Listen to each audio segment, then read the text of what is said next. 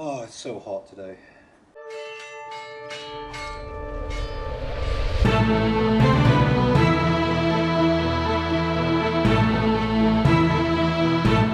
Hey there guys, so I put this video together. Hopefully it'll be a quick one. And this is going to be getting more out of your solo training with your PEL. Now, I've seen a lot of really good videos out there at the moment that came out since lockdown to do with using your PEL, how to make good strikes with decent edge alignment, decent measure, and so on and so forth. So with groups coming out of lockdown and going back into the classroom, that's great, but it doesn't mean that we're necessarily going to be able to practice things like grappling or getting in close, mainly because of, obviously, we're going to have to maintain that social distance. This means that we're going to have to practice something called Uchikomi. I hope I'm pronouncing that right. It's a term that I've borrowed from Judo, which was itself borrowed from Kendo, I think. In the simplest terms, it's about getting into a position where you can throw or compromise an opponent's balance and weight distribution without actually doing it. So we're just going to train that against a PEL. Okay, so if you don't have a PEL, that's absolutely fine. You can use a tree or a post or a family member if they're willing, and even if they're not.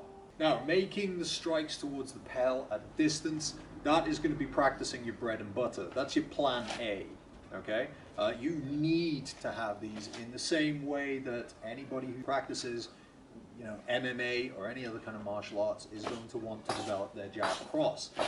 This is the most important thing for you to develop. But when plan A falls apart, you're going to need a plan B. So this is more about setting up that plan B. When you're fencing against an aggressive opponent who's trying to close on you and has a lot of presence in the bind, there are times where you're going to want to move in for the pommel strike or something like that.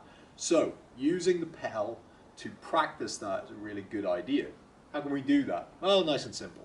So the first thing that I'm going to do is strike towards my opponent in good measure, and I'm going to set my blade aside and raise it up into guard as though my blade has been parried and the point has been pushed down. I've raised my hands up to defend my head. I'm going to keep that blade there and then move in for the pommel strike and come out for the exiting cut.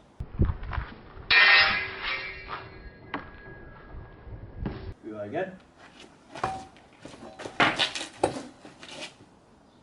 Oh, my poor PEL. Usually I put bricks there to stop it from doing that. But when you're moving in close, you end up stepping on the bricks and ruining your new shoes. And these shoes are great because they've got memory foam in them. Alternatively, we can practice the elbow push, which is something that Fury advocates a great deal. It's in his grappling, it's in his dagger, it's in his sword in two hands, it's in everything. The setup is the same. Move in, and I make a strike at good measure. Again, my opponent sets my sword aside. I move in undercover, and I press the elbow to push it aside. Then enter for a strike.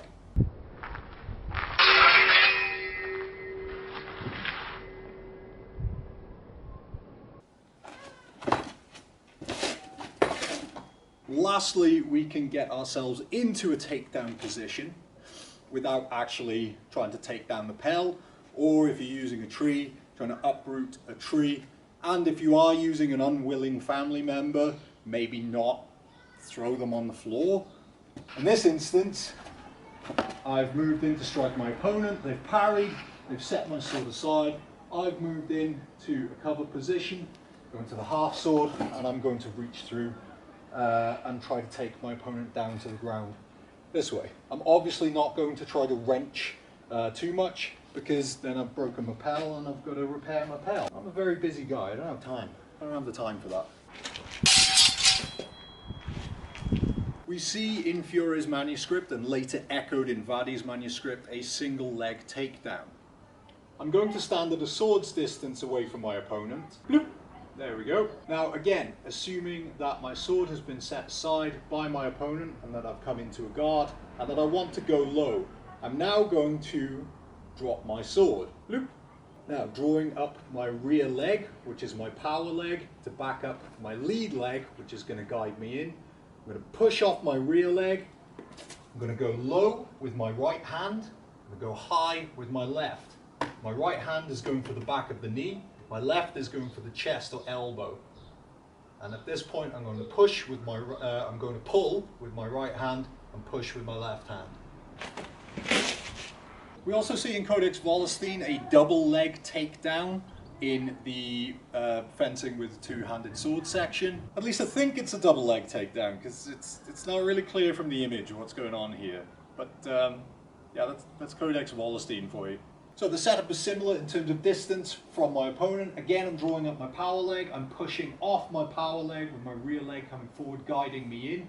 At this state, I'm dropping down. I'm going for the back of the legs. Okay, this is where you're going to stop. Try not to do this repetitively with the knee going over the toes. Now, normally this is what you would be doing if you wanted to do a penetration step, but this will play havoc with your joints over time. So, as soon as you get into that takedown position with both hands behind the legs, just stop.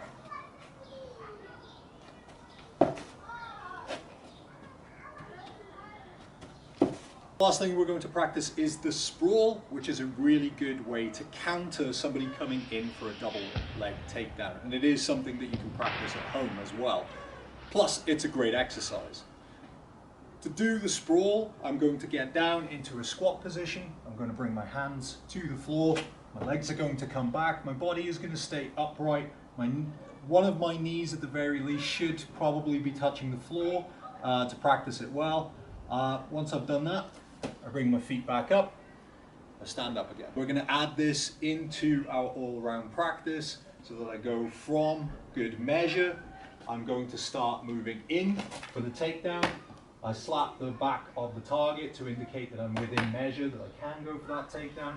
I'm going to come back to full height, drop down, sprawl, back up again. Maybe do it on the other side, move in, tap, back out again, down, sprawl, back up again. So these are a few things that you can do in your own time as part of your solo training to practice your grappling skills while your clubs aren't, or at least shouldn't, be allowing grappling in sessions. If you've got your own suggestions of things you can do in the ridiculous baking heat, send them on in. Put them in the comments below. Maybe I'll read them. Oh, and like and subscribe.